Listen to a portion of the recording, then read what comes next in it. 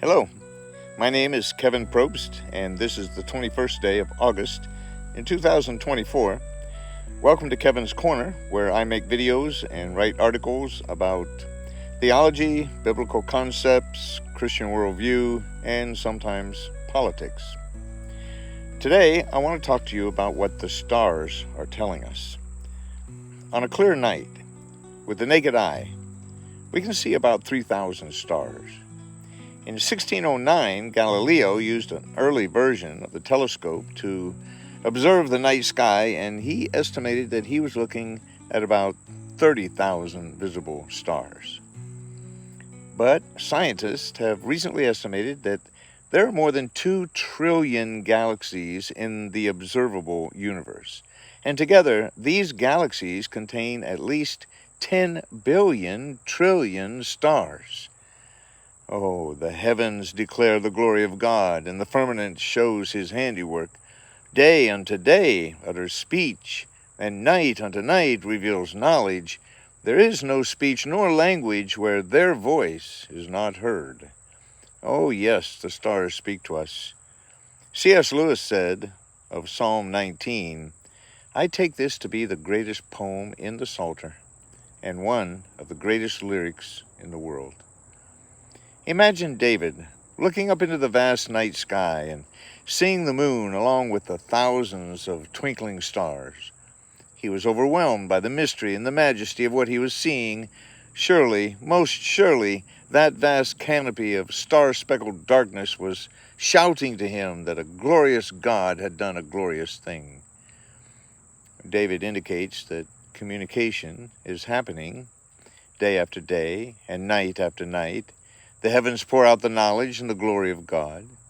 He is portraying the idea that this display of glory is like a gushing spring or a raging river of communication and knowledge of God's glory. God threw the stars into place to fill the blackness of the night. They shout to us that there is something more than a vast emptiness.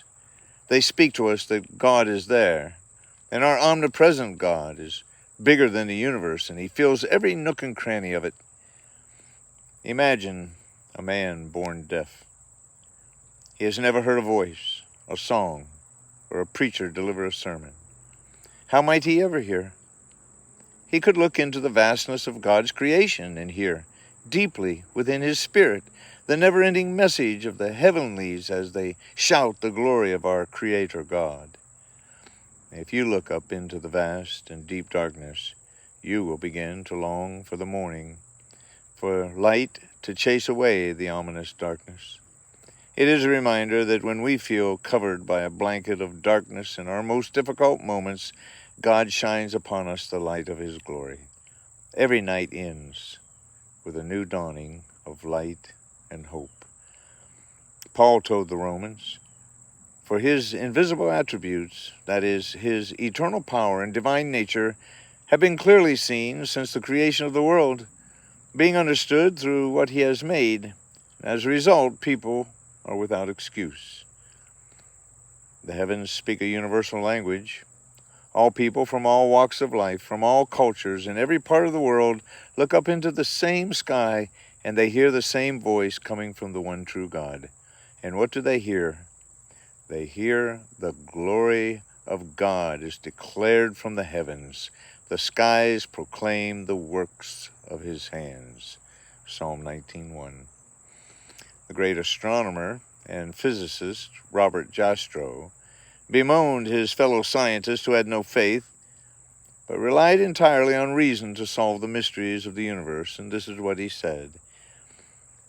For the scientist who has lived by his faith in the power of reason, the story ends like a bad dream. He has scaled the mountains of ignorance. He is about to conquer the highest peak, and as he pulls himself over the rock, he is greeted by a band of theologians who have been sitting there for centuries. God's holy book is superior to any scientific text. Thank you for joining me at Kevin's Corner. If you like videos like this and articles like this, please join Kevin's Corner on YouTube and Substack. And if you think that this information would be helpful to someone else, please share and like and subscribe for free. Until next time, be strong and courageous.